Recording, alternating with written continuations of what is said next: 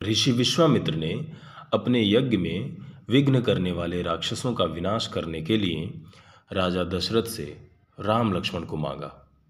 यद्यपि राम अभी बच्चे ही थे, पर तेजस्वियों की अवस्था नहीं देखी जाती। राजा ने बड़ी कठिनाई से प्राप्त पुत्र राम को ऋषि को इच्छा न रहते भी दे दिया, क्योंकि रघुवंशी मांगने वाले को अपने प्राण तक देने के लिए तैयार रहते थे।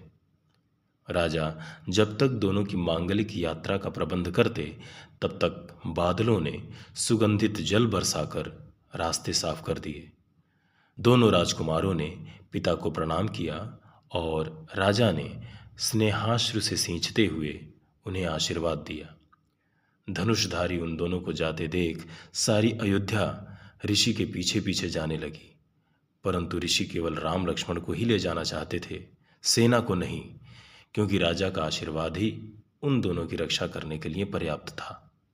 माताओं को प्रणाम कर वो दोनों विश्वामित्र के साथ ऐसे चल दिए जैसे सूर्य के साथ मधु और माधव चलते हैं।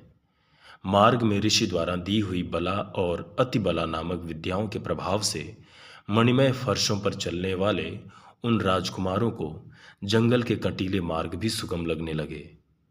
ऋषि से पुरानी कथाओं को सुनते हुए उन्हें थकान का कुछ भी अनुभव नहीं हुआ।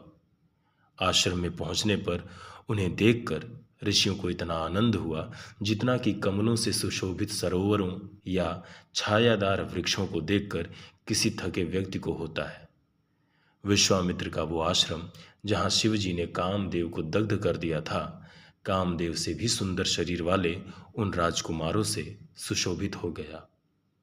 उस वन में अगस्त्य ऋषि के शाप से दारुण रूप वाली ताड़का ऋषियों को त्रास देती थी, अतः दोनों भाई वहां पहुंचकर चौकन्ने हो गए और उन्होंने अपने अपने धनुषों पर प्रत्यंचा चढ़ा ली।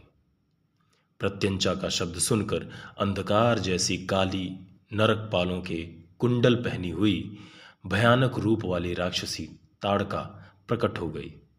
उसके वेग से वृक्ष कांपने लगे। मुर्दों के कफन के चिथड़े लटकाई हुई और चिंघाड़ती हुई श्मशान से आती हुई दुर्गंध युक्त आंधी की तरह उसे देखकर पहले तो राम घबरा से गए, किंतु जब उसने उन्हें मारने को हाथ उठाया और मनुष्यों की आंतों से बनी उसकी भीषण करधनी को राम ने देखा, तो स्त्री पर प्रहार करना उचित नहीं, ये घृणा की भावना उनकी जाती रही और उन्होंने धनुष पर बाण चढ़ाकर पूरे वेग से छोड़ दिया, जो उसकी छाती में लगा। उस बाण से उसके वक्षस्थल पर जो छेद हो गया, वो मानो राक्षसों के अभेद्य दुर्ग में प्रवेश करने का यमराज के लिए मार्ग बन गया। काम बाण से पीड़ित अभिसारिका जैसे अपने प्राणनाथ के पास पहुंचती है, ऐसे ही राम बाण से पीड़ित ताड़का यमलोक में पहुंच गई। मरकर गिरती हुई ताड़का से केवल भूमि ही नहीं कांपने लगी, बल्कि त्रिभुवन को जीतने से स्थिर हुई रावण की राजलक्ष्मी भी मानो हिल गई। ताड़कावध से प्रसन्न हुए विश्वामित्र ने राम को मंत्र युक्त अस्त्रों का ज्ञान कराया। विश्वामित्र के साथ वामन आश्रम में पहुंचने पर उन्हें अपने पूर्व जन्म वामनावतार के कृत्यों का स्मरण हो गया। विश्वामित्र के आश्रम में शिष्यों ने यज्ञ की सामग्री तैयार की थी। ऋषि ने दीक्षा ली और यज्ञ प्रारंभ हुआ। राम लक्ष्मण दोनों उस यज्ञ की इस प्रकार रक्षा करते थे जैसे सूर्य और चंद्रमा संसार की अंधकार से रक्षा करते हैं।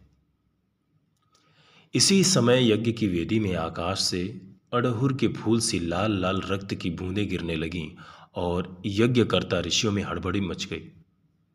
लक्ष्मण अग्रज राम ने तत्काल तरकश से बाण निकालकर धनुष पर चढ़ाया और देखा कि राक्षसों की सेना चढ़ी आ रही है।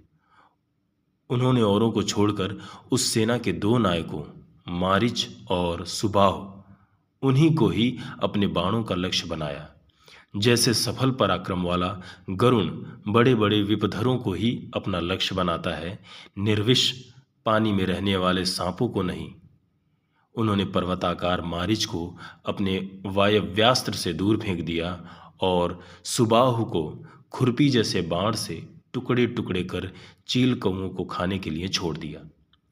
शेष राक्षस भाग गए और विश्वामित्र की यज्ञ प्रक्रिया निर्विघ्न संपन्न हुई।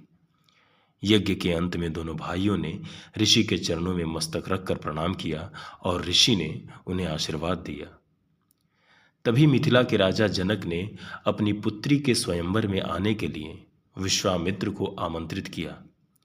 शिव धनुष को देखने की उत्कंठा से दोनों राजकुमार भी उनके साथ हो लिए। मार्ग में अपने पति गौतम के शाप से पत्थर बनी हुई अहल्या को राम ने अपने चरण स्पर्श से दिव्य रूप प्रदान किया। दोनों राजकुमारों सहित आए हुए विश्वामित्र का जनक ने स्वागत किया।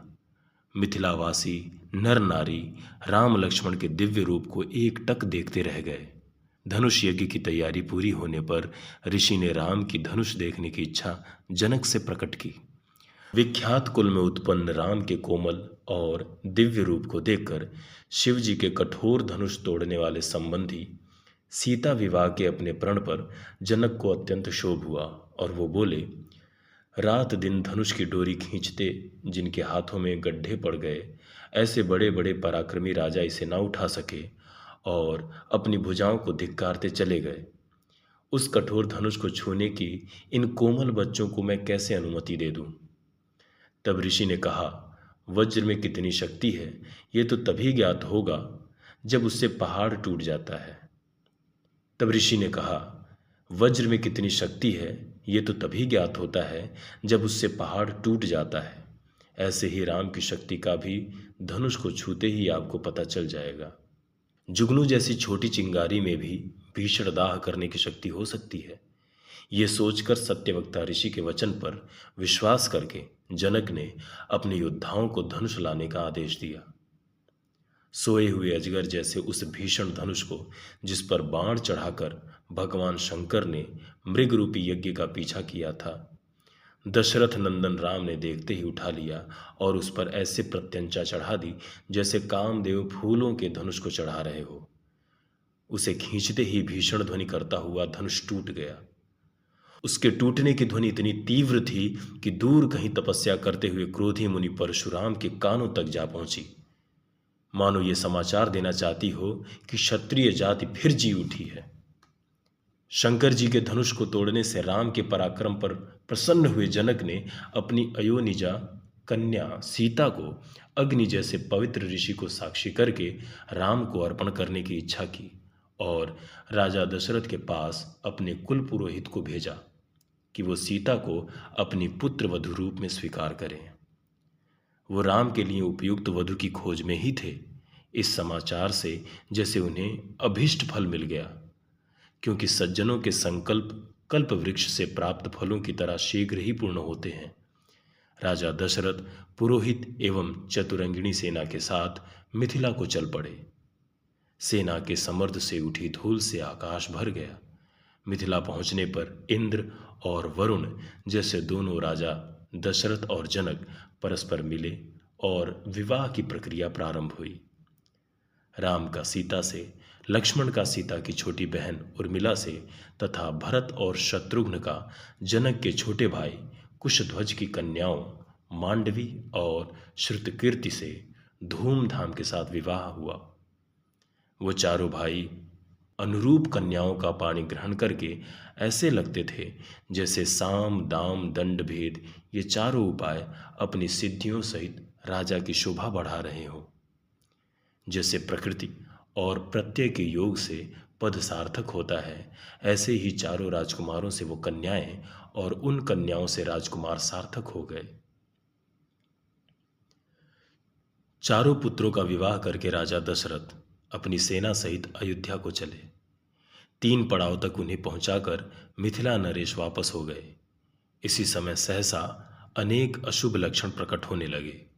जैसे तीव्र बाढ़ किनारे के वृक्षों को ढहा देती है, ऐसे ही भयंकर आंधी से सैनिकों के पांव खड़ने लगे।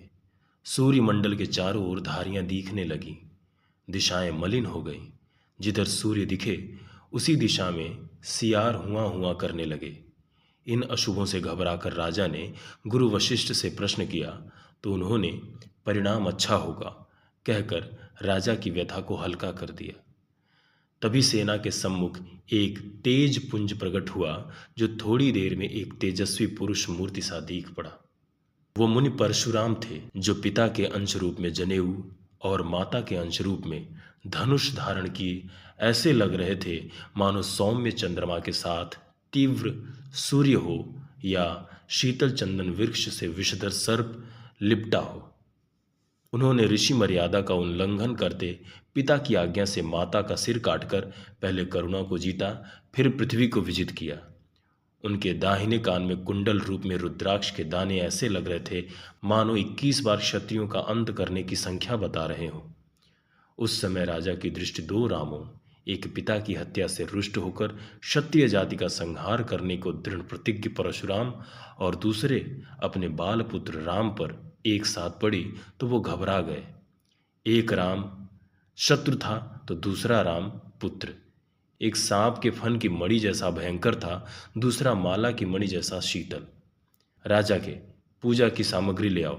इस वचन की उपेक्षा करते हुए वो जला देने वाली सी क्रूर दृष्टि से देखते हुए राम की ओर मुड़े और राम को निर्भीक देखकर एक हाथ में धनुष तथा दूसरे में बाण लिए उन्होंने क्रोधपूर्वक कहा, मेरे पिता की हत्या करने के कारण क्षत्रियों से मेरा बैर है। 21 बार उनका नाश करने के उपरांत मैं शांत हो पाया।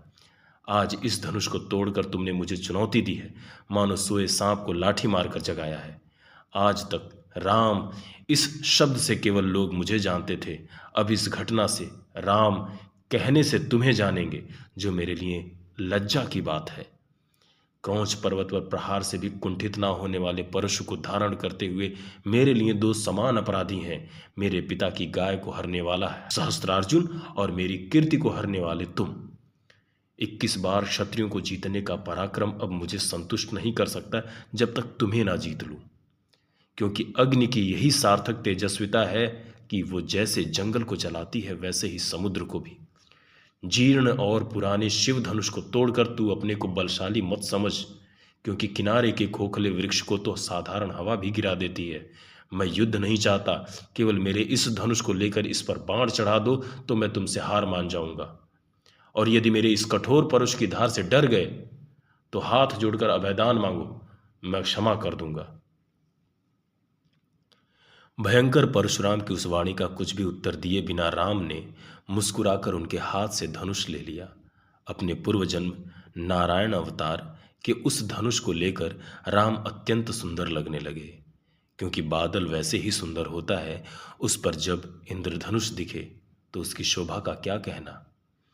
राम ने धनुष का एक किनारा पृथ्वी पर टेक कर उसकी ज्यों ही प्रत्यंचा खींची और उस पर बाण चढ़ाया, त्यों ही परशुराम का तेज क्षीण हो गया, मानो अग्नि बुझ गई हो और धुआं मात्र रह गया हो।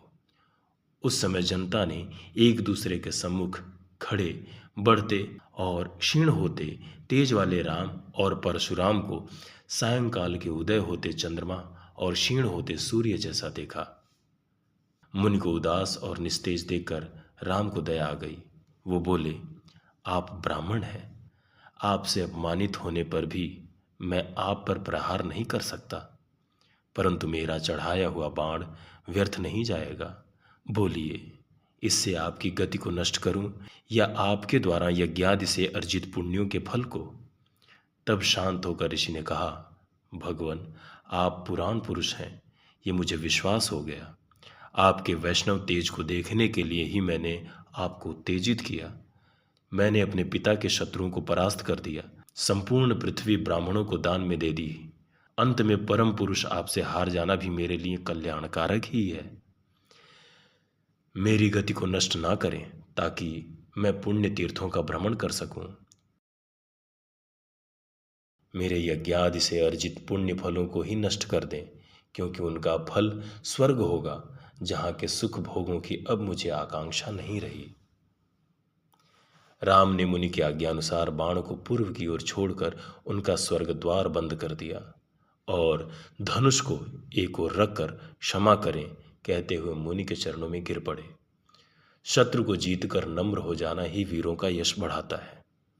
तब परशुराम राम लक्ष्मण से बोले, माता से प्राप्त राजसत्व की अवहेलना कर पिता से प्राप्त सात्विकता का मुझे बोध हो गया है। तुम्हारा ये दंड देना भी मेरे लिए अनुग्रह के समान है। तुम्हारा कल्याण हो। अब मैं जा रहा हूँ, अतः तुम भी अपने देव कार्य जिसके लिए अवतार लिए हो उसमें लग जाओ। इतना कहकर मुनि अंतर्ध्यान हो गए। उनके चले जाने पर विजयी राम को गले लगाते हुए दशरथ को ऐसा प्रतीत हुआ जैसे राम का पुनर्जन्म हुआ हो। कुछ दिनों की सुखमय यात्रा के बाद वो सजी हुई अयोध्या में प्रविष्ट हुए।